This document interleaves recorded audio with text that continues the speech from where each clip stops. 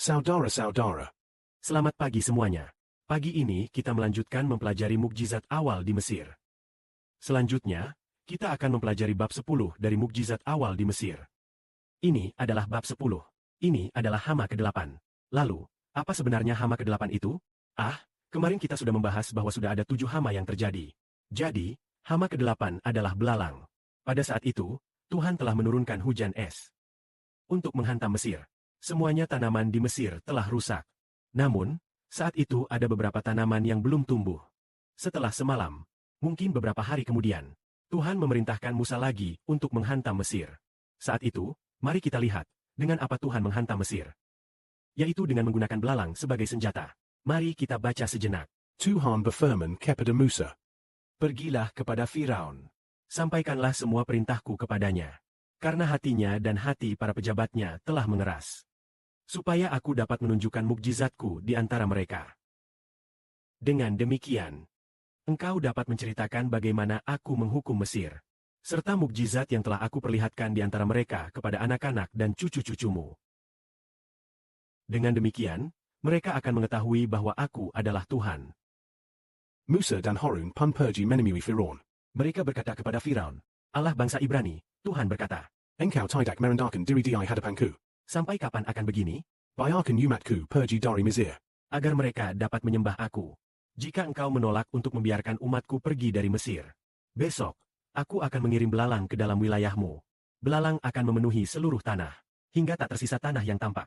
Semua tumbuhan akan dimakan habis oleh belalang. Setelah hujan es melanda, sisa-sisa hasil tanaman dan segala pohon di ladang, istana dan rumah-rumah sederhana milikmu, serta semua rumah orang Mesir akan dipenuhi belalang. Sejak nenek moyangmu pertama kali ada di dunia, hingga hari ini, belum pernah ada belalang seperti ini yang terlihat. Kemudian Musa selesai berbicara dan berbalik pergi. Saat itu, Para pejabat Firaun berkata kepada Firaun. orang ini menjadi jerat bagi kita. Sampai kapan? Biarkan orang-orang ini meninggalkan Mesir. Teruslah menyembah Tuhan. Mesir sudah hampir dihancurkan. Apakah engkau belum tahu? Seorang penasihat Firaun berkata kepada Firaun, lepaskanlah bangsa Israel. Pada saat itu, Fir'aun pun memanggil kembali Musa dan Harun. Dan berkata kepadanya, Pergilah menyembah Tuhan, Allah kalian. Namun, siapa saja yang harus pergi? Musa berkata, Kita akan membawa orang tua, muda, anak laki-laki, dan anak perempuan bersama-sama, serta domba, sapi, dan ternak lainnya, karena kita hendak mempersembahkan kurban dan merayakan perayaan kepada Tuhan. Saat itu, Fir'aun berkata, Aku akan membiarkan kalian, beserta anak-anak kaya kalian, pergi. Tuhan benar-benar akan menyertai kalian. Kalian penuh dengan niat jahat. Tidak percaya. Hanya para lelaki yang diperbolehkan pergi menyembah Tuhan, Allah kalian. Itu adalah syarat yang kalian minta. Pada saat itu, Musa dan Harun pun diusir keluar. Tetapi Tuhan berkata kepada Musa, pergilah berperang dengan Mesir, sehingga belalang terbang ke seluruh negeri. memakan semua tumbuhan. Yaitu, memakan sisa tumbuhan yang tersisa setelah hujan es melanda. Lalu, Musa menyerang Mesir selama 1 hari penuh dan 1 malam. Tuhan mengirim angin timur untuk menerpa Mesir. Pagi harinya, angin timur membawa belalang. Belalang datang dan menghampiri seluruh wilayah Mesir. Sangat parah. Jadi, belalang sebanyak itu belum pernah terlihat sebelumnya. Sangat serius. Begitu banyak belalang ini belum pernah terlihat sebelumnya. Setelah itu juga tidak pernah bertemu lagi. Belalang menutupi seluruh Mesir. Sampai-sampai seluruh bumi menjadi gelap. Begitu banyak belalang hingga menutupi seluruh permukaan bumi.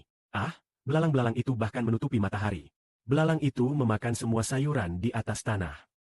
Bahkan buah-buahan di pohon yang tersisa setelah hujan es. Di seluruh negeri, baik pepohonan maupun sayuran di ladang, tidak tersisa sedikit pun warna hijau.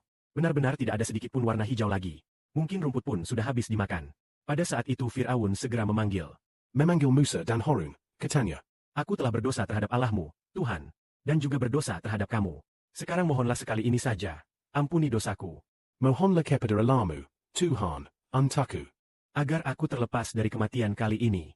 Fir'aun berbicara dengan sangat meyakinkan. Namun Musa pun segera meninggalkan Fir'aun. dan berdoa kepada Tuhan. Lalu Tuhan, Allah kita, mengubah arah angin.